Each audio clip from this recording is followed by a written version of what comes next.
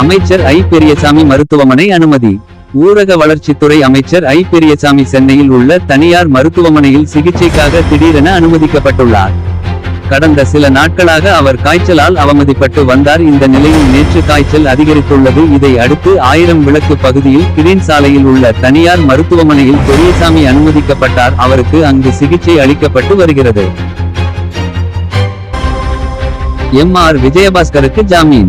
நில மோசடி வழக்கில் கைது செய்யப்பட்டுள்ள அதிமுக முன்னாள் அமைச்சர் எம்.ஆர். விஜயபாஸ்கருக்கு ஜாமீன் வழங்கி கரூர் நீதிமன்றம் உத்தரவிட்டது.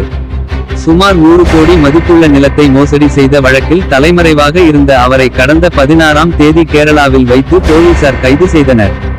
இந்த நிலையில் ஜாமீன் கேட்டு அவர் தாக்கல் செய்த மனு மீதான விசாரணை நேற்று இரவு நடந்தது. அதில் அவருக்கு நிபந்தனை ஜாமீன் வழங்கப்பட்டது.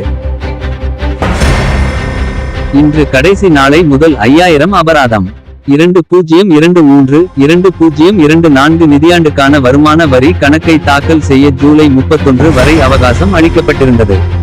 அந்த அவகாசம் இன்றுடன் நிறைவடைகிறது. ஆதலால் உடனே கணக்கு தாக்கல் செய்ய வருமான வரித்துறை ஆணையம் வலியுறுத்தி உள்ளது. இல்லையேல் நாளை முதல் 5000 ரூபாய் அபராதத்துடன் ஆண்டு வருமானம் 5 லட்சத்துக்கு கீழ் இருப்பவருக்கு 1000 அபராதத்துடன் செய்ய வேண்டிய நிலை ஏற்படும் என தெரிவிக்கிறது. அண்ணாமலை அல்வா கொடுத்து விட்டார் தமிழிசை. அல்வாவை வைத்து ராகுல் காந்தி அரசியல் செய்து வருவதாக பாஜக மூத்த தலைவர் தமிழிசை தெரிவித்துள்ளார். பிரசாத் ரெட்டி எழுதிய புத்தக வெளியீட்டு விழாவில் பேசிய அவர், மண்டல் கமிஷன் குறித்து எதுவுமே தெரியாமல் ராகுல் மக்களவில் பேசி வருவதாக விமர்சித்தார். இந்த நிகழ்ச்சிக்கு வரும்போது தனக்கு அண்ணாமலை அல்வா கொடுத்ததாக தெரிவித்தவர், அது ராகுல் கூறும் அந்த அல்வா இல்லை என்றும் குறிப்பிட்டார்.